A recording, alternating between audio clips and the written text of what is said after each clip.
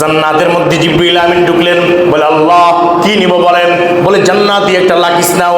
নিলাম জান্নাতি লাকিস। এই লাকিসের মধ্যে কি ঢুকাবো? বলে জান্নাতি একটা পোশাক ঢুকাও। নিলাম পোশাক। জান্নাতি একটা পাগড়ি নাও, জান্নাতি একটা জায়নামাজ নাও, জান্নাতি মেশকে নাও, জান্নাতি পানি নাও, জান্নাতি আসবাবপত্র নিয়া এই লাকিসটা নিয়া আইয়ুবের সামনে নিয়ে রাখবা আর বলবা, আইয়ুব আল্লাহ তোমার জন্য জান্নাতি হাদিয়া পাঠাইছেন। জান্নাতি হাদিয়া নিয়া হযরত জিবরিল আমিন 1 সেকেন্ডের মধ্যে আমার রবের সামনে আইয়ুব আলাইহিস সালামের সামনে হাজির। আইয়ুব আলাইহিস সালামকে বলতেছেন, লাকিস নিয়ে এসেছি, আল্লাহর পক্ষ থেকে হাদিয়া লাকিস। হযরত আইয়ুব আলাইহিস সালাম খুশি। কে পাঠাইছেন হাদিয়া? কথা কয় না, আল্লাহ পাঠাইছেন হাদিয়া। হযরত আইয়ুব আলাইহিস সালামকে বললেন, জিবরিল কি করতে হবে বলো? বলে আপনার পায়ের গোড়ালির কদম দিয়া জমিনের মধ্যে একটু আঘাত করেন। আইয়ুব আলাইহিস সালাম বলেন, 18 বছর ধরে পোকামাকড় কামড়ায়, এদিক সেদিক তাকাইবার কোনো সুযোগ নাই, কদম কুচ্ছি গেলাম। বলে একটু চেষ্টা করেন। কি করেন বলেন না, আপনি একটু নাড়ায় আঘাত করেন। আল্লাযীনা জাহাদু ফীনা লানাহদিয়ান্নাহুম সুবুলানা। ও আইয়ুব একটু কদমটা তুমি বাড়িয়ে দাও। কদম দিয়ে জমিনের মধ্যে বাড়ি দিতে দেরি হয়, জমিন ফাইটা নিচ থেকে পানি বের হইতে দেরি হয় না, সেকেন্ডের মধ্যে পানি বের হয়ে যায়। এই পানি দিয়া হযরত আইয়ুব আলাইহিস সালামকে গোসল করে দিলেন জিবরাইল। সব পোকামাকড় চলে গেল। এখন পুরা শরীরের কঙ্কালের মতো দেখা যায়। কিসের মতো? কঙ্কালের মতো। এখন লাকিস খুলছেন। কি লুকছেন? লাকিস খুলছেন। লাকিস খোলার পরে দেখেন একটা মশকের মধ্যে পানি। বলে এই পানি আপনি কিছু খাইবেন আর বাকিটা গায়ের মধ্যে লাগাই দিবেন। হযরত আইয়ুব আলাইহিস সালামকে কিছু খাওয়াইলেন আর বাকি পানি দিয়া শরীরের মধ্যে লাগায়। হযরত আইয়ুব আলাইহিস সালাম গোটা দুনিয়া ওয়ালাকে জানান, ইদা আরাদা শাইআন আইয়াকুলা লাহু কুন ফায়াকুন।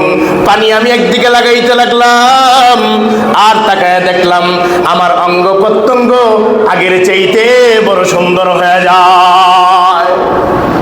আগের চাইতে সুন্দর করে আল্লাহ আমারে আরো সুন্দর করে বানাই দিয়েছেন। আগে যে চামড়া ছিল এখনের চামড়া আরো সুন্দর। আগে যে সুঠাম দেহ ছিল এখন আরো বড় বডি দান করছেন। এখন জান্নাতি বডি আল্লাহ দান করছেন। ফিরে এসে গেছে। হযরত জিবরিল আমিন জান্নাতি পোশাক দিলেন। বলেন পরেন, এটা জান্নাতি পোশাক, আল্লাহ আপনার জন্য পাঠাইছে। জান্নাতি পোশাক পরলেন, জান্নাতি পাগড়ি পরলেন, যায় নামাজের মুসল্লা দিলেন, দিয়া বললেন এই যে জান্নাতি মেশকো এটা লাগান।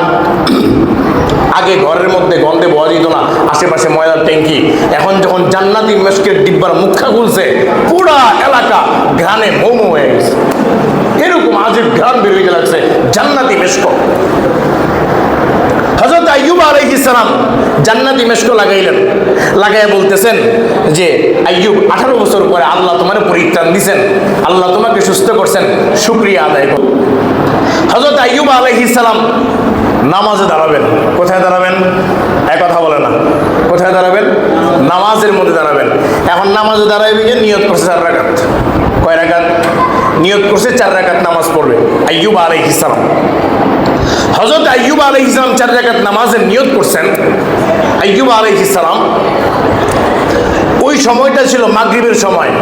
ওই যে আগেই তো বললাম আজকে দেরি হইতেছে রহিমান আসতে, আসর করায় যাইতেছে, মাগরিব কাছে যাইতেছে, রহিমা আসতেছে না। মাগরিবের আগ মুহূর্তে নামাজে দাঁড়াইলেন হইতেছে। আইয়ুব আলাইহিস সালাম নামাজের মধ্যে দাঁড়াইলেন, 4 রাকাত নামাজ নিয়ত করছেন। কয় রাকাত? 4 রাকাত নামাজ নিয়ত করছেন। আইয়ুব আলাইহিস সালাম 3 রাকাত নামাজের সিজদায় গিয়া এমন ভাবে কান্দা এসে গেল জবান দিয়া, চোখ দিয়ে পানি বের হইতেছে, কাঁদতে কাঁদতে এমন পেরেশান, মাথা উঠাইতে পারতেছে না। হযরত আইয়ুব আলাইহিস সালাম 3 নম্বর রাকাতের মধ্যে বৈঠকে বসে গেছেন। হযরত জিবরাইল আলাইহিস সালাম বাহির থেকে বলতেছেন, আইয়ুব 3 রাকাত নামাজ হইছে তো আরো 1 রাকাত বাকি। কি? আল্লাহ বলেন, জিবরাইল তুমি কি নামাজের জামাতের মধ্যে আছো? না, তাহলে কথা বলো কেন? এখানে আইয়ুবের সাথে আমার প্রেমের খেলা হয়ে গেছে। রমজে ইশকে সে কিরামান কাতিবি কো ক্যা সুজে, जब रफ़ाक़त के लिए जिब्राइल भी काबिल नहीं, जब रफ़ाक़त के लिए जिब्राइल भी काबिल नहीं। আল্লাহ বলেন জিব্রাইল তুমি কথা বলো কেন? আমি তো আইয়ুবের সাথে আমার কথা হইতেছে। আইয়ুব 3 রাকাত পড়বে না, 4 রাকাত পড়বে না, 2 রাকাত পড়বে, সেটা আইয়ুব আর আমি জানি, তুমি জানো না। কারণ এখানে হারাসির কে দর আশিক নেহানাস্ত কে বালা তরসে বামে জিব্রাইল আস। জিব্রাইল তুমি এটা জানবা না, এটা একটা গোপন তথ্য, এখানে একটা গোপন সংযোগ লাইন হইছে, সেখানে আমি আর আইয়ুব যে কথা কই এটা তুমি বুঝবাই না, ধরতেই পারবা না তুমি এখানে আমাদের কি কথা হইতেছে। সিররুন মানে গোপন তথ্য, তার সাথে আমার নামাজে কি কথা হইতেছে তুমি এটা বিলকুল ধরতে পারবা না। হযরত জিবরিল আমিন স্টপ হয়ে গেলেন। আইয়ুব আলাইহিস সালাম 3 রাকাত নামাজ পড়ে আর উঠতে পারলেন না, সালাম ফিরিয়ে নিলেন। এই 3 রাকাত নামাজ আল্লাহর কাছে এত পছন্দ হয়েছে, আল্লাহ বলেন আখিরি জামানার উম্মতের জন্য 3 রাকাত নামাজ মাগরিবের সময় বরাদ্দ করে দিলাম। কিয়ামত পর্যন্ত আনেওয়ালা যত উম্মত আসবে সবার জন্য মাগরিবের জামাতের ফরজ কয় রাকাত? জোরে কয় না? 3 রাকাত মানুষ পড়বে, যেই পরিমাণ সওয়াব আপনি আমি পাবো সেই পরিমাণ সওয়াব আল্লাহ আইয়ুব আলাইহিস সালামের আমল নামায় পাঠিয়ে দিবেন। আইয়ুব আলাইহিস সালাম আমল নামায় চলে যাবে। হযরত আইয়ুব আলাইহিস সালাম নামাজ পড়া, এখন জিব্রাইলের কাজ তো শেষ, জিব্রাইল চলে গেছেন, ঘরের মধ্যে বসে আছে, ঘরের চিত্র বদলায় গেছে। আগের আইয়ুব কি আছে যে 18 বছর ধরে অসুস্থ ছিল, তার গায়ে কোনো পোশাক ছিল না, এখন জান্নাতি পোশাক। আগে ঘরের মধ্যে গন্ধ, আশেপাশে গন্ধে বসে যেত না, এখন ঘ্রাণে মৌ করতেছে।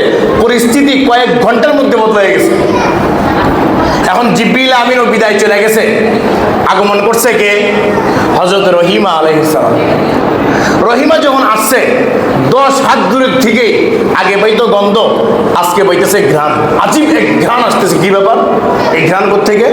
এই আমার দিকে, এদিক এক আজীব ঘ্রাণ আসতেছে। এই ঘ্রাণ কোত্থেকে আসলো?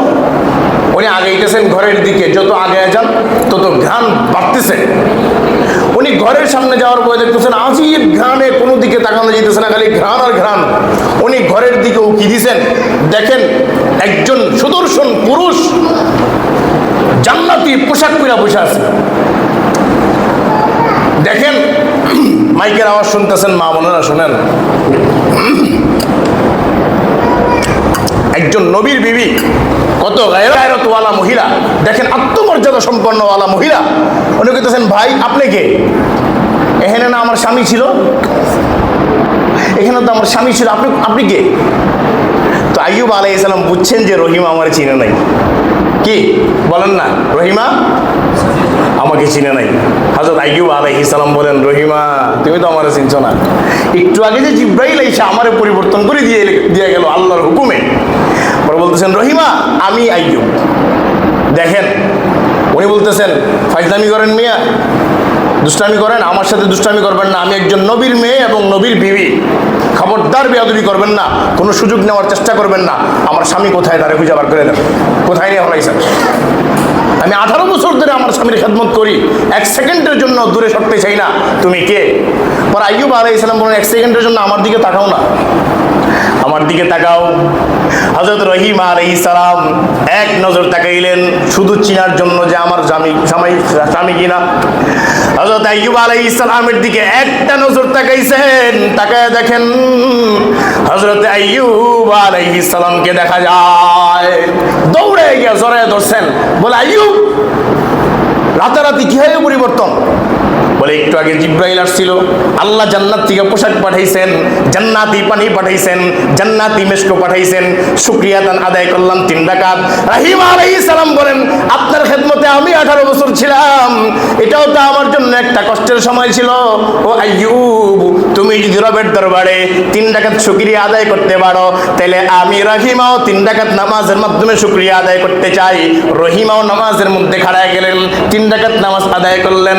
আল্লাহ বলেন গোলাম মহিলাদের মধ্যে যারা মাগরিবের নামাজ 3 রাকাত আদায় করবে কিয়ামত পর্যন্ত বরাদ্দ করে দিলাম, যেই সওয়াবটা তুমি পাইবা সম পরিমাণ আল্লাহ রহিমা আলাইহিস সালামের আমলনামায় দিয়ে দিবেন, আমলনামায় দিয়ে দিবেন। এখন আইয়ুব আলাইহিস সালাম যখন আবার আসছে এলাকায়, এলাকায় ঢুকে না, এলাকায় যখন ঢুকছে, ঢুকতেই দেখে কৌমের লোকেরা এসে বলেন, হুজুর হুজুর আপনি কই, আমগো তো সব সম্পদ ফিরাইছে রাতারাতি, এই যে গায়েব হয়ে গেছিল। হুজুর আপনি কই, আপনার ছেলেরা না গায়েব হয়েছিল, এরা তো ঘরের মধ্যে, আপনার বিবু এসে গেছে। তো উনি তো মুসকি মুসকি আসেন, তো আল্লাহর পরীক্ষা ছিল, তো সবাই তো আর বুঝে নাই, ঠিক আছে, উনি গিয়ে সিংহাসনে বসছেন। এবার আল্লাহ বলেন, আইয়ুব তোমাকে যে এখন যে শক্তি দান করছি, এখন যে বডি দান করছি, এখন কিন্তু চার বিয়াতে হবে না। কথা কয় না, কয় বিয়াতে হবে না, কয় আরো 4টা করো। এবার বিবি হইল কয়টা, জোরে কয় না, শেষ করে দিবে 1 মিনিটে। কয়টা? 8টা। কয়টা? 8টা বিবিকে আল্লাহ পাক রব্বুল আলামিন আরো 6টা সন্তান দিয়ে আগের 6টা পরের 6টা কয়টা হইল, জোরে কয় না, 6টা সন্তান 12টা সন্তান, 4টা করে 8টা বিবি। এখন আল্লাহ সম্পদ আরো বাড়াইয়া দিছেন, চেহারার উজ্জ্বলতা আরো বাড়াইয়া দিছেন, এখন দেখতে আরো সুন্দর লাগে। এখন যখন এমপি সাহেব, মন্ত্রী সাহেব, ওই যে সংসদের ক্যাবিনেট আইসা পড়ছে, বাদশাহ বলছেন আইয়ুব আলাইহিস সালাম, 1 সেকেন্ডের মধ্যে জিবরিল আমিন আইসা দাঁড়ায় গেছেন, আসসালামু আলাইকুম। আইয়ুব একটা কথা জিজ্ঞাসা করতে মন চায়। বলে কি কথা বলেন? বলেন এই যে বাদশাহী আবার ফিরা পাইলেন কিনা? আল্লাহ বিবিও দিলেন, সন্তানও দিলেন, সম্পদও বাড়াইয়া দিলেন, জিজ্ঞাসা করতে মন চায় এখন কেমন লাগতেছে? কথা বলেন, আপনি সারাদিন ব্যালগাড়ি চালাইছেন, এখন যদি আপনার এসিবিতে ঢুকানি হয়, তখন দিলটা ঠান্ডা হয়ে গেল, কবেন কিনা? কথা কয় না, দিল ঠান্ডা হয়ে গেল। হযরত আইয়ুব আলাইহিস সালামকে বলতেছেন যে আমার দেখতে সুন্দর দেখা যাইতেছে, বাহ্যিকভাবে আমার শরীরটা ঠিকঠাক সব ঠিক আছে, কিন্তু আমার মনটা বেজার। কথা কয় না, কি বেজার?